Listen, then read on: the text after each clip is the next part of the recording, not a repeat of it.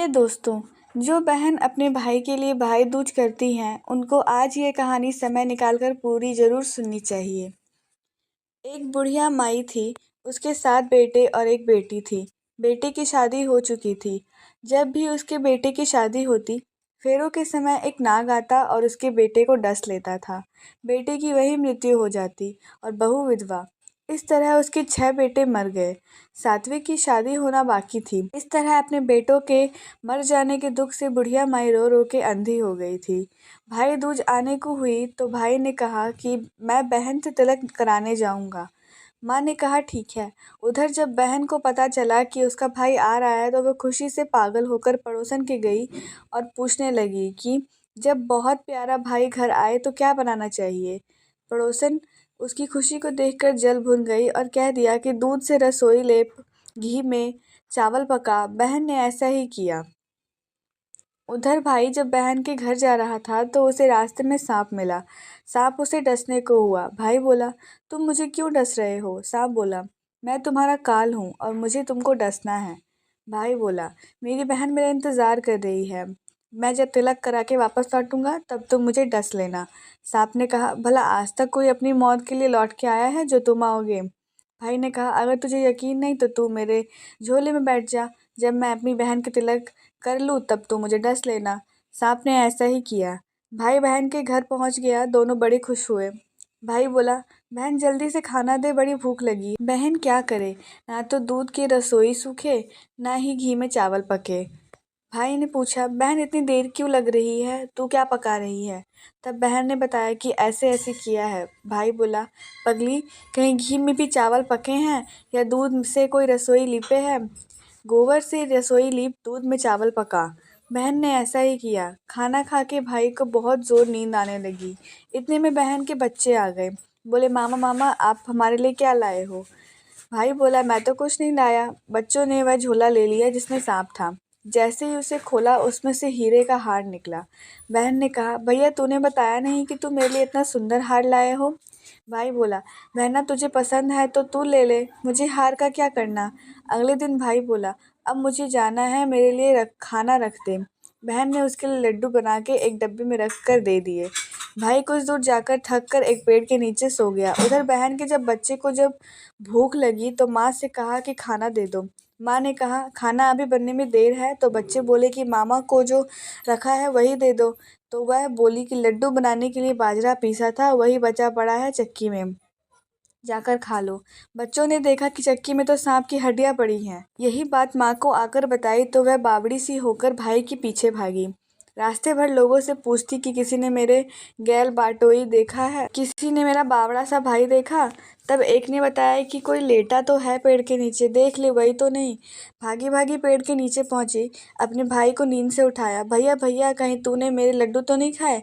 भाई बोला, ये ले तेरे लड्डू, नहीं खाए मैंने। ले दे के लड्डू ही तो दिए थे, उसके भी पीछे पीछे आ गई।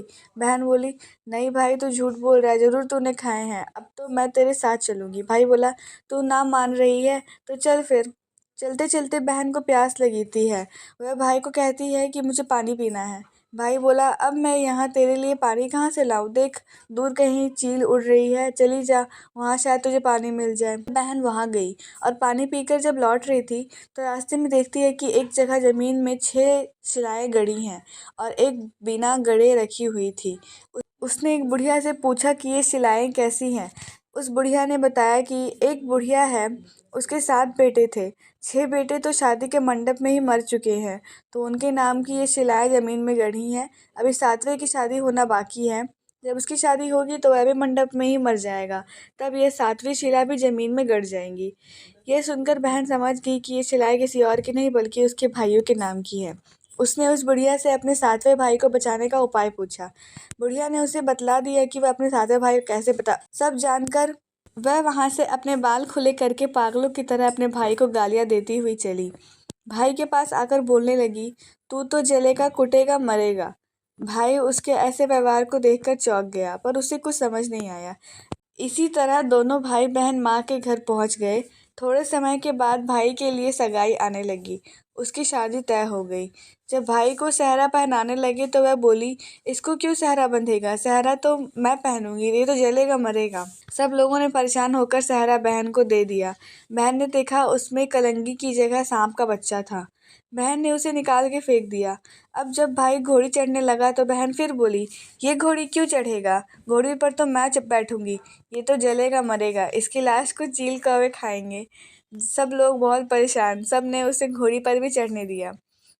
अब जब बारात चलने को हुई तब बहन बोली, ये क्यों दरवाजे से निकलेगा? ये तो पीछे के रास्ते से जाएगा। दरवाजे से तो मैं निकलूंगी। जब वह दरवाजे के नीचे से जा रहा था तो दरवाजा अचानक गिरने लगा। बहन ने एक ईंट उठाकर अपनी चुनरी में रख लिया।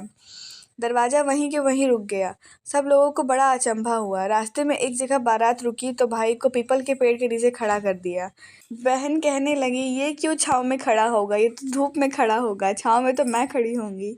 जैसे ही वह पेड़ के नीचे खड़ी हुई, पेड़ गिरने लगा। बहन ने एक पत्ता तोड़कर अपनी चुनरी में रख लिया। पेड़ वहीं के वहीं रुक गया। अब तो आप सबको विश्वास हो गया कि बावली कोई जादू टोना सीख कर आई है, जो बार बार अपने भाई की रक्षा कर रही है। ऐसे करते करते फेरों का समय आ गया। जब दुल्हन आई तो उसने दुल्हन के कान में कहा, अब तक तो मैंने तेरे पति को बचा लिया, अब तू ही अपने पति को और साथ ही अपने मरे हुए जेठ को बचा सकती है। फेरों के समय एक नाग आया। वो जैसे ही दूल्हे को डसने को हुआ, दुल्हन ने उसे एक लोटे में भर के ऊपर से प्लेट से बंद कर दिया। थोड़ी देर बाद नागिन लहर लहर करती आई। दुल्हन से बोली, तू मेरा पति छोड़। दुल्हन बोली, पहले तू मेरा पति छोड़। नागिन ने कहा, ठीक है, मैंने तेरा पति छोड़ा। दुल्हन, ऐसे नहीं, पहले 3 बार बोल। नागिन ने 3 बार बोला, फिर बोली कि अब मेरे पति को छोड़। दुल्हन बोली, एक मेरे पति से क्या होगा? हंसने